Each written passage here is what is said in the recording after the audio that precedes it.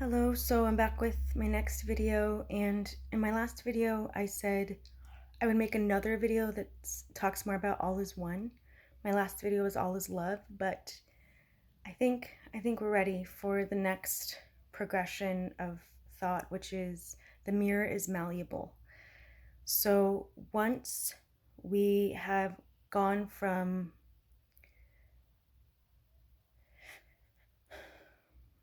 fearing the shadow, the dark, all things we have called as quote unquote evil in this world. Um, Once we go from fearing, and this is removing the social conditioning of believing that there's anything outside of ourselves. Okay, so we we fear, we transmute the fear into shadow is self, then we transmute that shadow is self to all is love, right? Everything is love. Everything is love. Everything and everyone is unconditional love. It serves love, creating and fostering compassion within ourselves, for ourselves, and for all.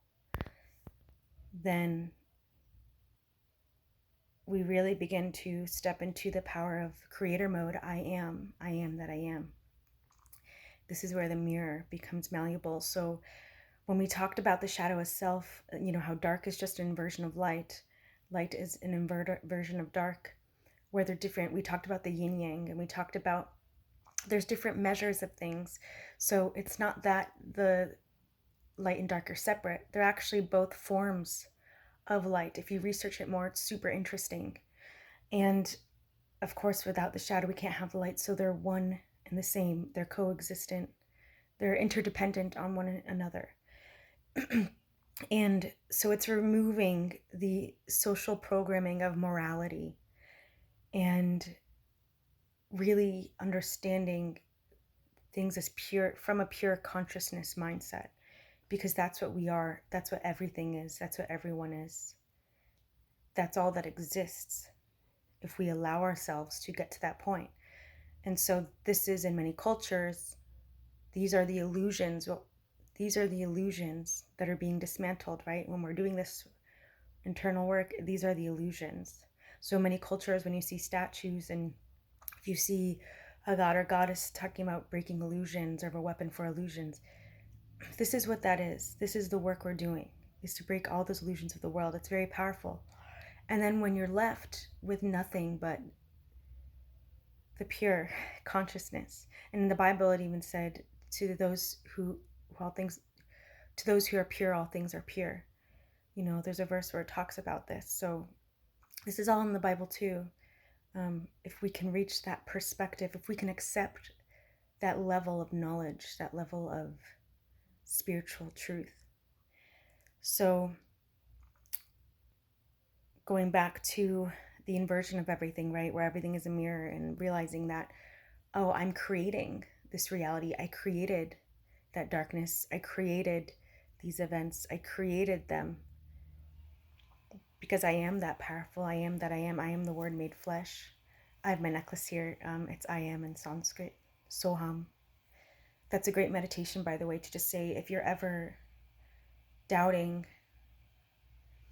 if you are getting caught in the emotional turmoil of everything and in the head, if you just hold your heart and say Soham, Soham, because that's going to balance the energies. Everything is just energy. Morality does not even actually exist. And by nature, humans are, and I believe, I see it's hard to have to get rid of belief systems. Humans are just existing, right? We're beings. So the reason I'm so passionate about these, sorry, I'm going off on a little tangent, but I guess I feel like it needs to be said. The reason I'm so passionate about sharing all this is because we're stepping into an age of AI, and now is the time for us to reclaim our divinity and our beingness, just existing and knowing how to operate in the world, to live our lives, to be stewards of money and stewards of resources in a detached way. AI is going to force this on us if we don't already choose it. And so we can learn it now, we can adopt it now. Anyway, I digress. So the mirror is malleable. So if you understand the mirror principle about everything's a reflection, right? Because I am the Word made flesh.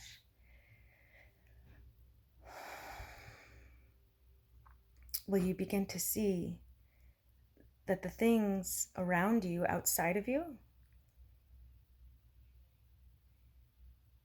your words spoke it, your thoughts created it, and even your feelings dictated it. So it's about asking yourself, what is dictating your decisions and your actions? Is it from others around you? Is it from programming? Is it from the past trauma? For a lot of us, it's the trauma that controls us for so long. And so these are things that will be revealed to you only if you take the stance of the observer and letting things arise, and not when emotions arise, when you start doing that work and the fears and everything come up, when you don't react to them, when you can stand still with them. Being still with them and allowing them to arise is what is going to show everything to you. Then you'll have realizations about what you've really been controlled by.